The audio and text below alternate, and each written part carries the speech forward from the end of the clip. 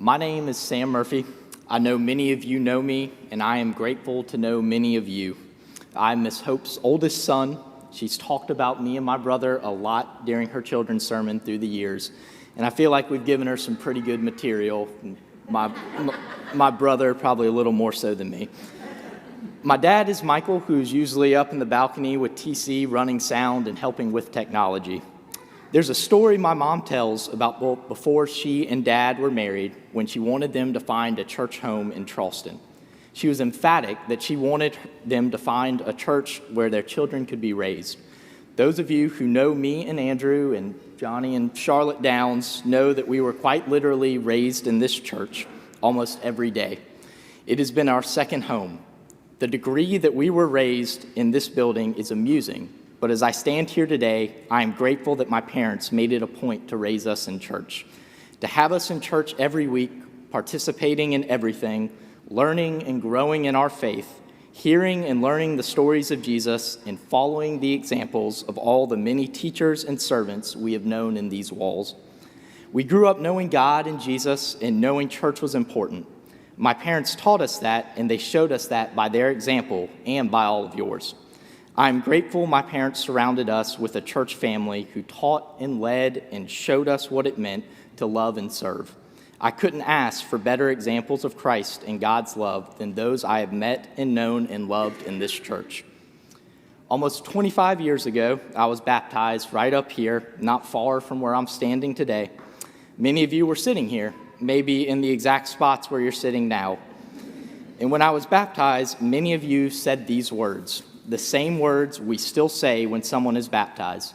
They are found on page 40 of our hymnals. This is what you said, and this is what we say. With God's help, we will proclaim the good news and live according to the example of Christ.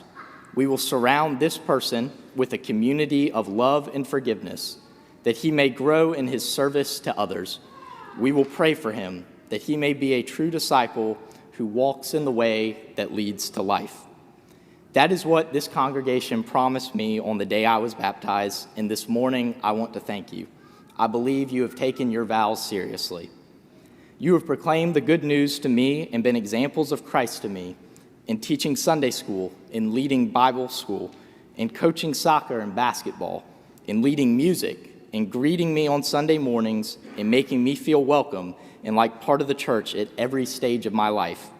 From my first day down the hall with Miss Magdalene in the nursery through all the years of children's ministries, all the vacation Bible schools, May Day play days, egg hunts, Thanksgiving food drives, Friday night in the gyms, trips to Montreat, music camps, lock-ins, and children's church and Sunday school. You gave me my third grade Bible and prayed for me while I learned to use it. You watched when I was confirmed again right up here. When I was a youth led by David Budoff, this church helped us and cared for us, donated money for us to go on trips to Benchwarmers, Salkehatchie, and Sharp Top Cove, and to attend conferences so that my peers and I could grow in our faith. You loved us and prayed for us, and you gave us a church home and an example to follow in worship, in leadership, in love, and in service.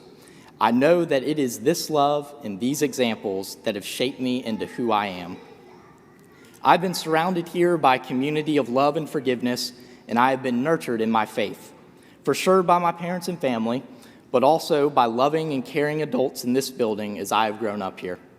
I have met my best friends in this church, friends that have stood the test of time and shared such important moments in my life.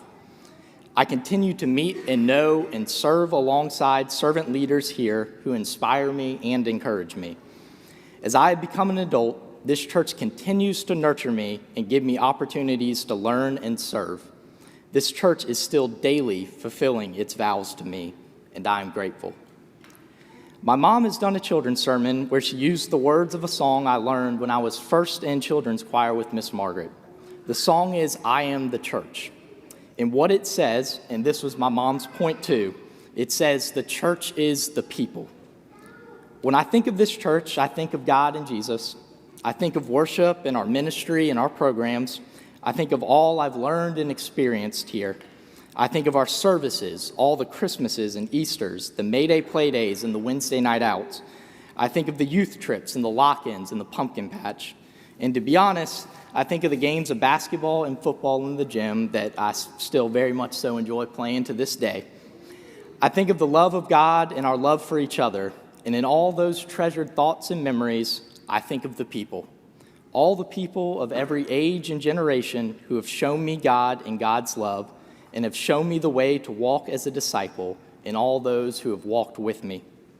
I think of my mom, Miss Hope, to so many children, and I am blessed that she is mom to me and all the lessons she's taught and all the love she gives. She truly loves every child who has come through her ministry, and she also still thinks of all of us as children. I think of Miss Margaret and the love of music, church music and hymns that she has instilled in me and so many. I think of David and his example and the opportunities he gives young people to grow and learn and serve. He kept me connected and gave me so many opportunities. It is because of him and Rick Fleming that I felt the call to come back and volunteer with the youth.